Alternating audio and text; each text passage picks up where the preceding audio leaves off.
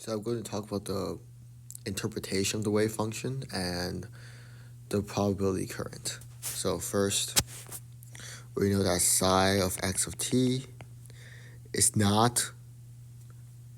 a wave function, but it does not represent how the particle moves. Instead, it has a more interesting definition. When we multiply this, well, psi, conjugate of psi, multiplied by psi, we basically get its norm squared. And this is the probability density of where a particle might be.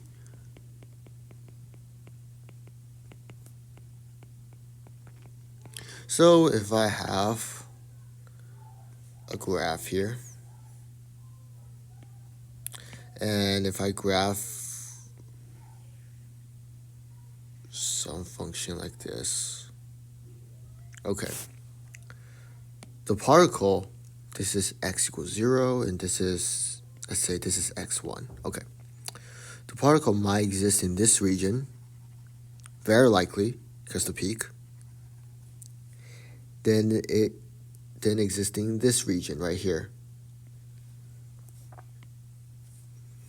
Why? Because it represents probability. I'm graphing the norm of the function, norm squared of the function. This is x. And there is a higher probability that it's going to exist in this region. The particle is going to exist in this region than it is going to exist in this region, because this represents probability. Here, in this region, it has higher probability.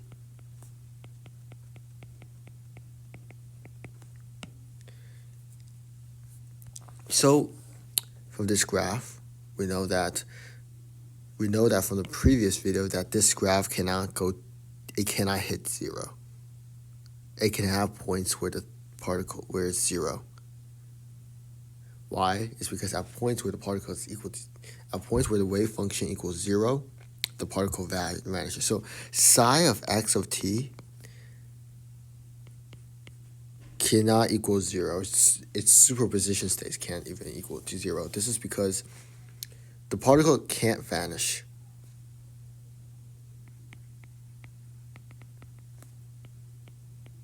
Can't vanish at some x. The particle can't vanish. If it vanishes, it does not fulfill the physics. So instead, the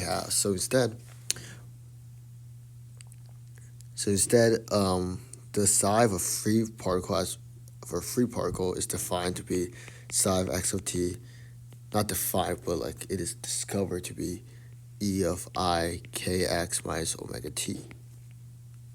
This could be plus or minus. It can't be sine or cosine because it does not fulfill this rule right here. So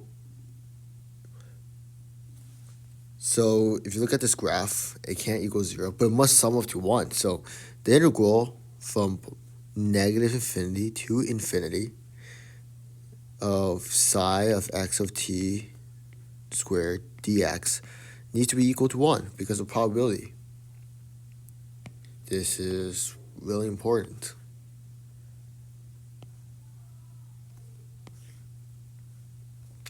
So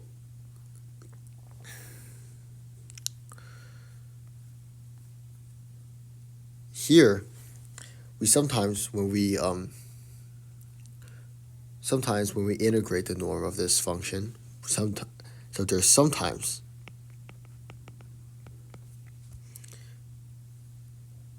when we integrate from negative infinity to infinity, psi of x of t squared dx, sometimes we'll get some constant c. This is meaningless. The wave is meaningless because it does not equal to 1. The only physical meaning that the wave function has is the probability as a probability density when it's squared with its conjugate. So for any function, for any psi function, if we multiply by some arbitrary number, for example, I have psi of x of t, and I multiply by alpha, this is by alpha.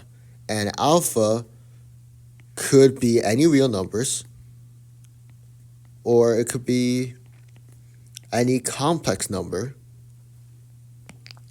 And you can do that. You change the math. The math changes when you multiply alpha because the amplitude gets higher. But the physics will only make sense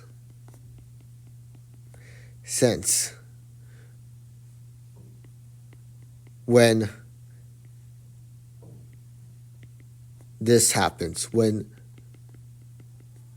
the square of the psi function integrated from negative infinity to infinity dx equals to 1. So you could apply, you can multiply this by any constant. It won't change. It won't really change the wave. It will only change the amplitude of the wave function, sure, but you'll make it physically meaningless. So to make a wave function meaningful,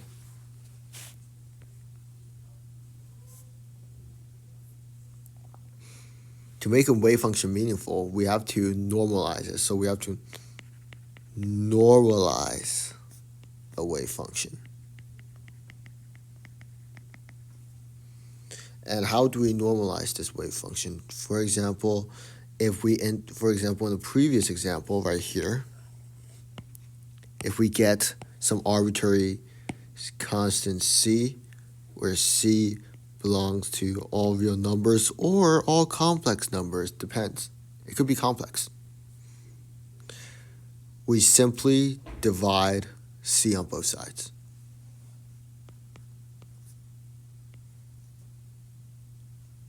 From negative infinity to positive infinity, psi of x of t squared dx equals to 1.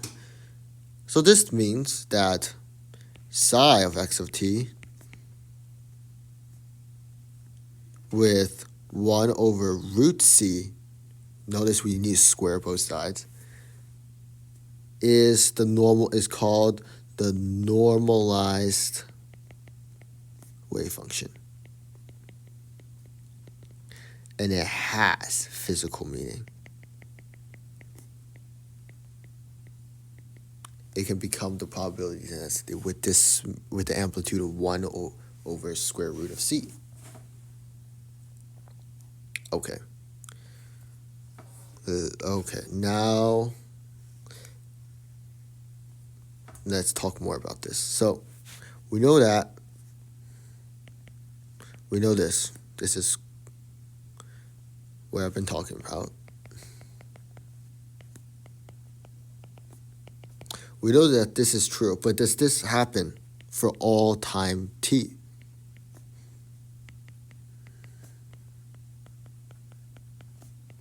For all time t. It means that if t goes to infinity, does this still hold? Does it still hold? Does this still hold if t goes to infinity?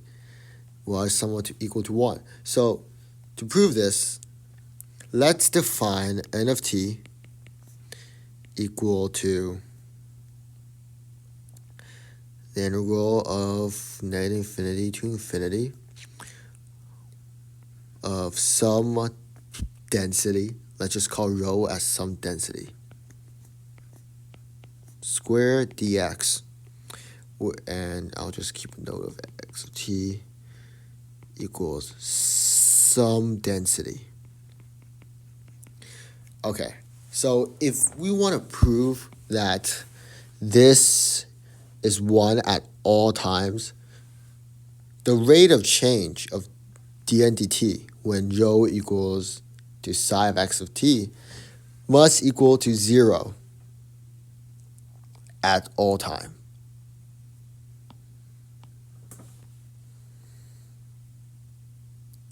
So this means that dn of t dt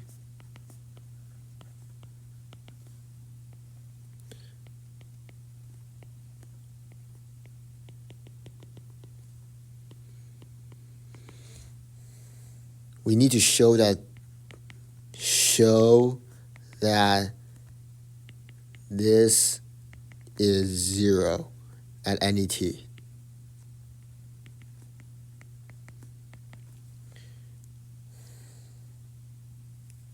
Why? Because if the rate of change is 0 at any times,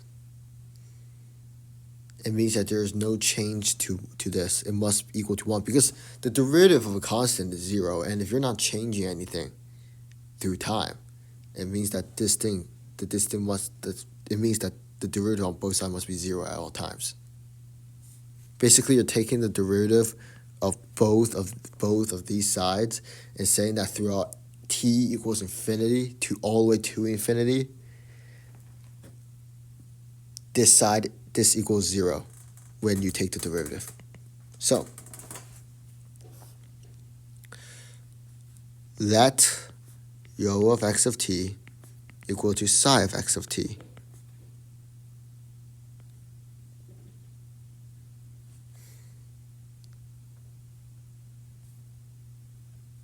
And apologies that I defined this square to be some density. Okay. So now we're good. Okay. So here comes the math. So we know that dn dt equal to rho of negative infinity to infinity, and we have to take the partial derivative of rho x of t squared dx. And notice we have a product rule where we take the derivative of psi conjugate times psi. This means that we'll get this.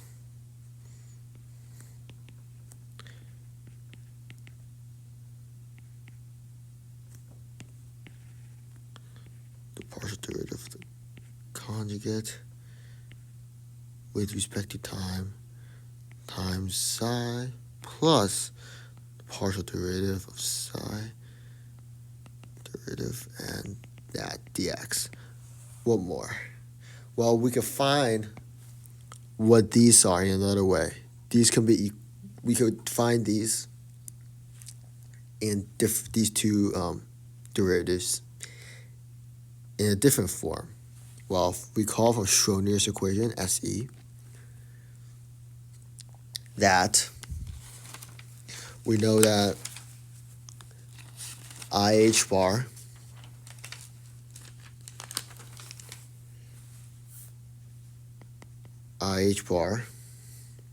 psi derivative of psi of t equals to the Hamiltonian applied to psi.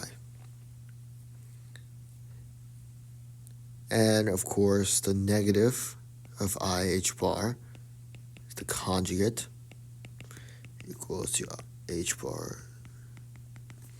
And what can these two equal? Well, if we divide this by I over H bar on both sides, so equals to negative I H bar. Notice I don't want my I on denominator, so I just put it on the numerator.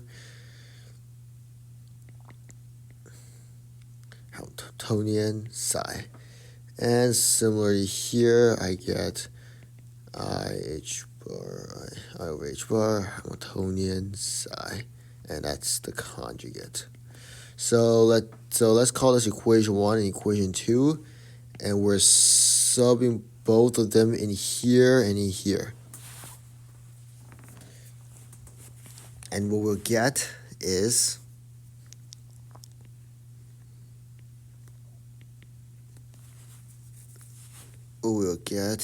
something really long.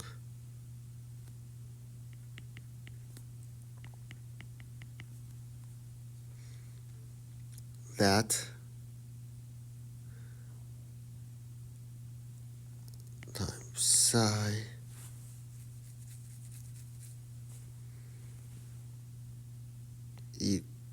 plus,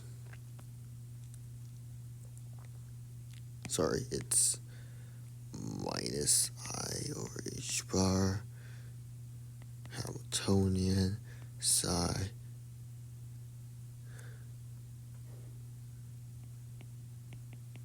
times that. Great. Dx. Great. So as of now, all we did was just substitute them both.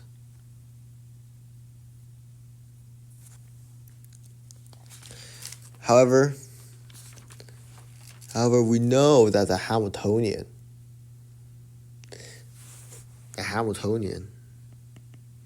H hat equals to the negative h bar squared 2m or 2m second partial plus v of x of t, where this is a function, not operator.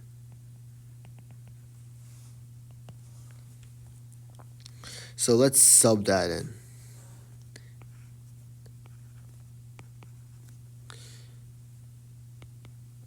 H bar negative bar squared 2m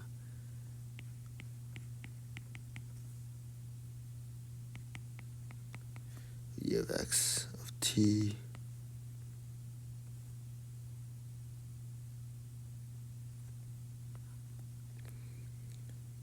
psi conjugate times psi minus h bar Hamiltonian again plus v of x of t multiplied by psi and psi hat. Psi star dx. And let's put in all the wave functions.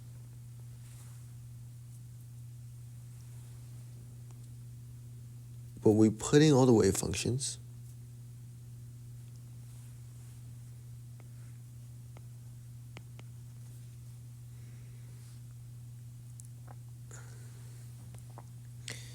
we get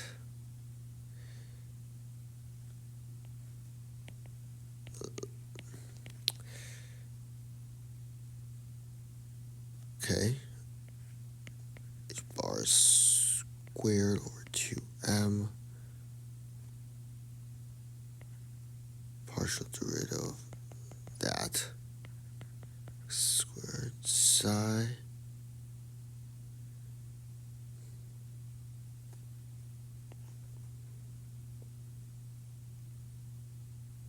plus I over h bar v of x of t psi star psi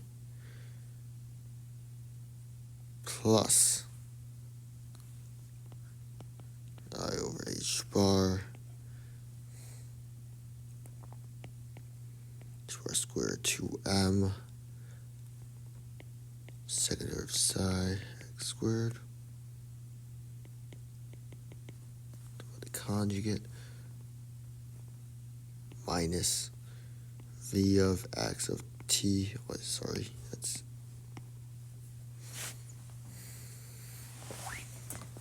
t, and this could be negative I h bar v of x of t psi star dx. Notice that these two can cancel, even though the sides are in different orders and they're in different arrangements. These are different arrangements of functions, so this would work. So these two cancel.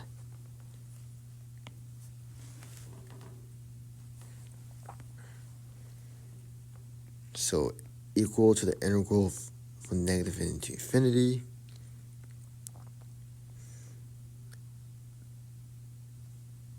to infinity. That'll be IH bar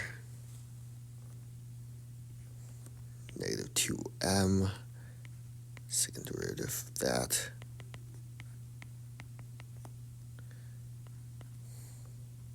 psi plus IH bar 2m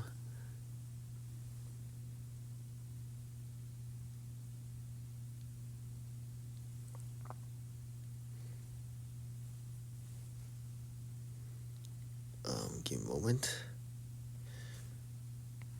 Second derivative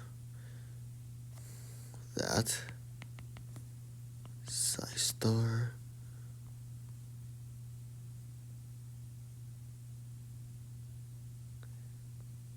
dx, and we could take out this part, and this will give us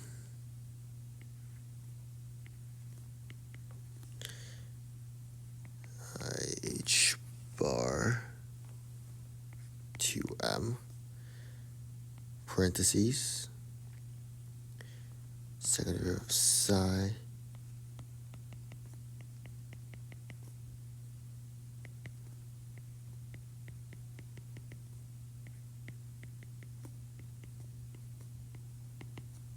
that's going to be a negative.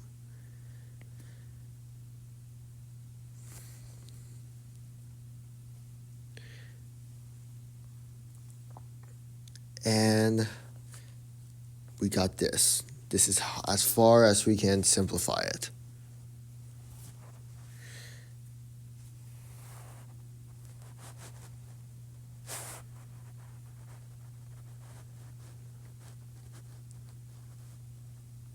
And because this is as far as we can simplify, now we need to go back to electricity and magnetism, essentially. A bit. Well, right here. Because they're both second,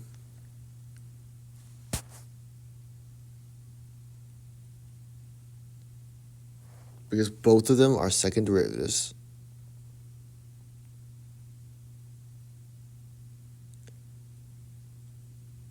both of them.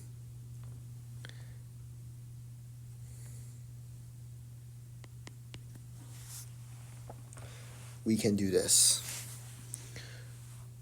So if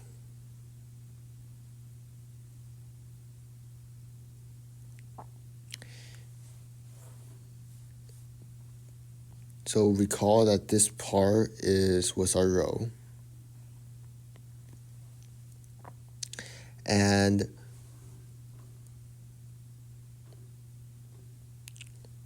when we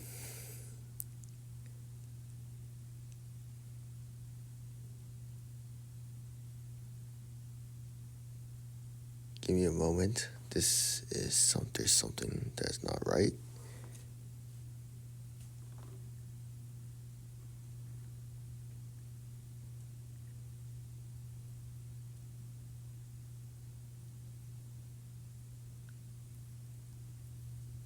Okay, we're gonna do this.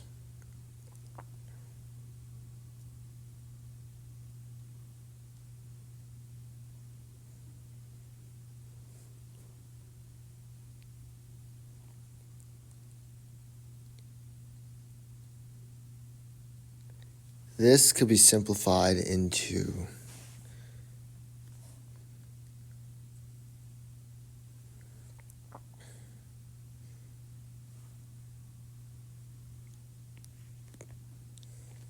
this part.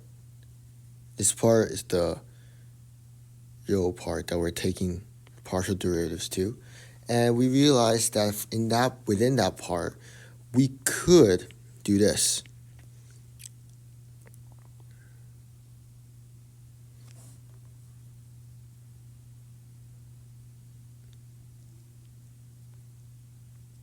We could take out a negative. Well, you know that this part.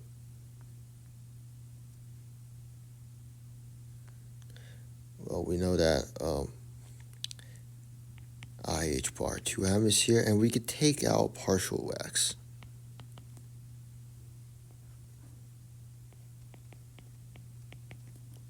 Psi star, a negative one. And when we do that, we get negative, positive, partial derivative of first, not second order, x psi dx. Let me just rearrange that a bit.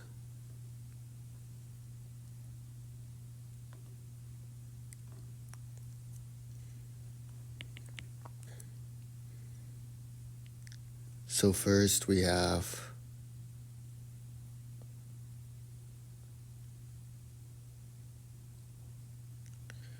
taking out the negative.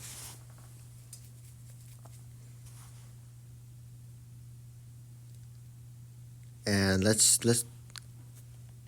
do something here. Let's take out let's first convert this constant into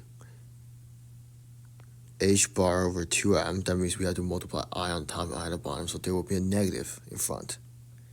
So this thing will turn into this. Sorry, that'll be h bar 2mi negative.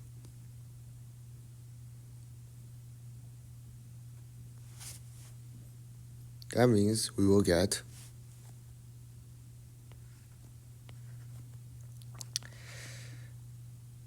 positive h bar 2mi partial derivative of x, and we'll get negative partial derivative of x times psi star plus that dx. And what we'll have here is that we take a negative, take the negative out of here, we'll get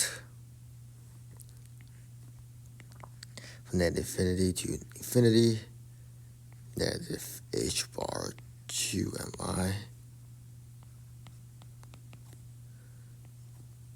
and we'll get this inside to be back to here, psi dx. Great. Notice that this whole part is this.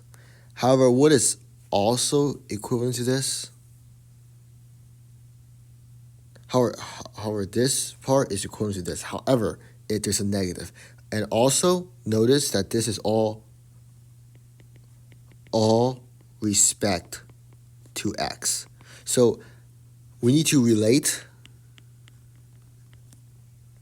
this to something of x. And from E&M, from electricity and magnetism, this thing equals negative partial J, where J is the current density.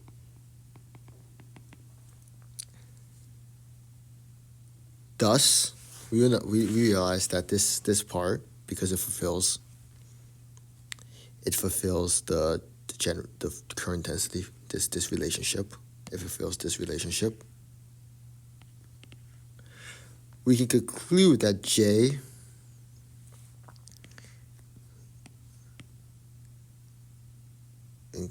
we can conclude that J of x of t is equivalent to the inside over there, which is negative h bar 2m times I partial x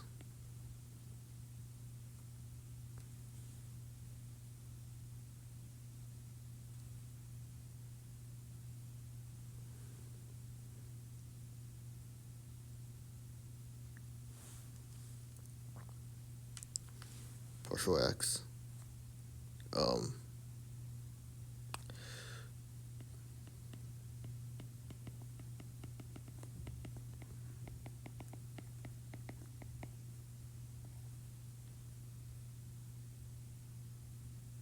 Well, sorry, this thing is equivalent to that.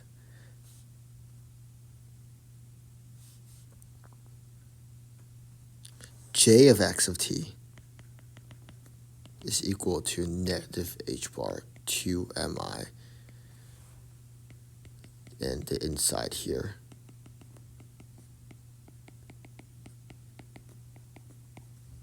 This is j. And there we have it. There is the probability current density.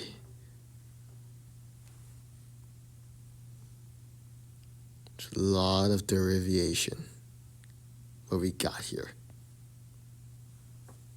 That'll be all.